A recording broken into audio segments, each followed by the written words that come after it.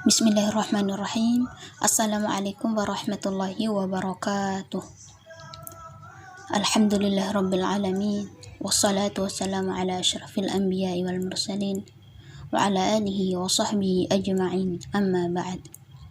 Pertama-tama marilah kita panjatkan puji syukur kehadirat Allah Subhanahu wa taala yang telah memberikan kita begitu banyak nikmat, terutama nikmat iman, Islam serta nikmat kesempatan, sehingga kita masih diberikan kesempatan untuk merasakan nikmatnya menuntut ilmu. Salat serta salam tak lupa pula kita haturkan kepada junjungan alam, yakni Nabi Muhammad sallallahu alaihi wasallam, kepada para keluarganya, sahabatnya, serta kita selaku umatnya, dan semoga kelak kita mendapatkan syafaat dari beliau. Amin amin ya rabbal alamin. Baiklah teman-teman sekalian, sebelum kita masuk kepada pembahasan, izinkan kami terlebih dahulu memperkenalkan diri. Saya Putri Ramdaningsi dari kelas A, dan teman kelompok saya Muhammad Wahyu Disam dari kelas B, dan Kanur Jannah dari kelas C. Baiklah, langsung saja kita masuk kepada pembahasan materi kita pada hari ini, yaitu tentang prosa pada masa Abbasiyah. Prosa sastra Arab yang dikenal dalam bahasa Arab An-Nasr al-Adabi secara istilah berarti perkataan yang tidak terkait penuh dengan wazan dan kafiyah. Pada masa pemerintahan dinasti Bani Abbasiyah telah terjadi perkembangan yang sangat menarik dalam bidang prosa. Hal itu disebabkan antara lain karena dukungan para penguasa dan kemampuan personal yang dimiliki masing-masing sastrawan.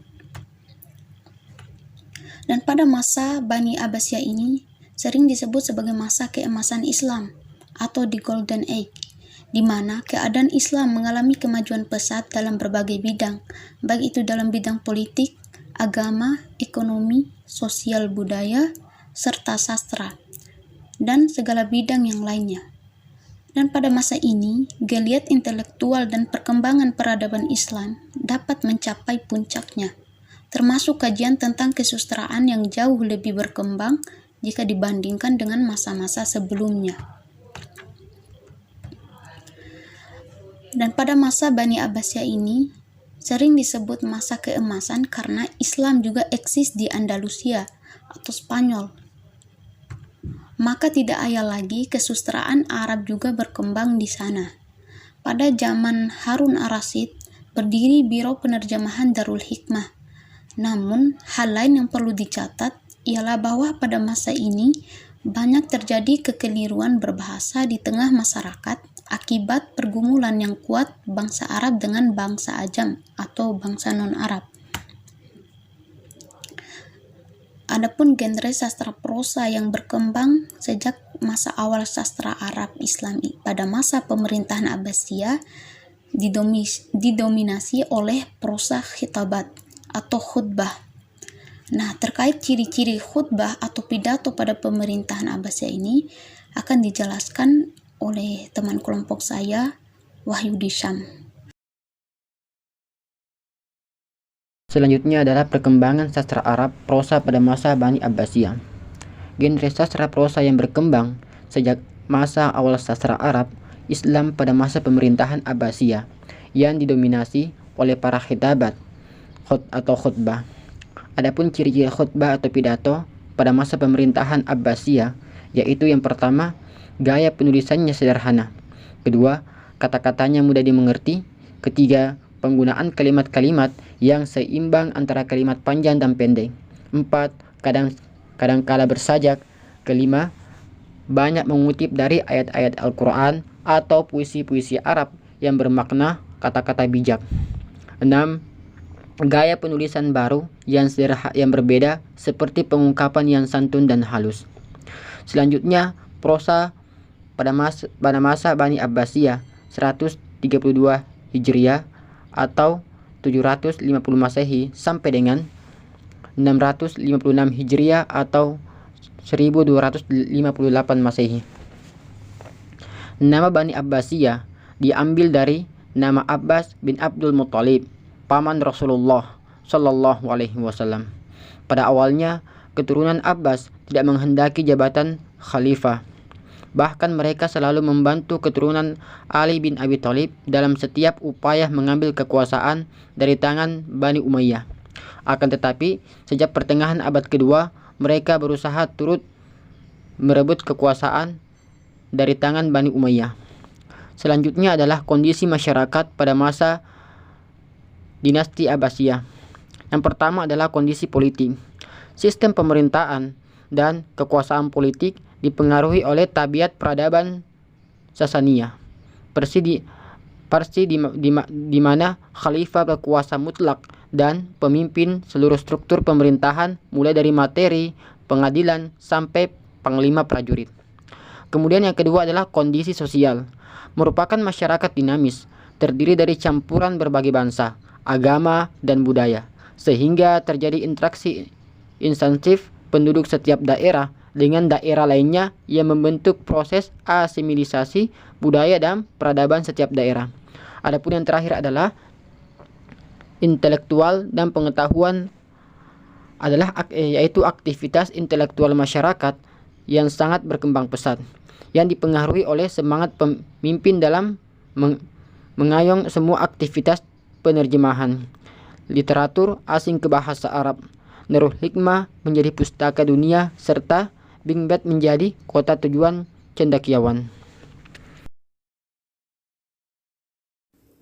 Kondisi kesusastraan Arab masa Abbasiyah.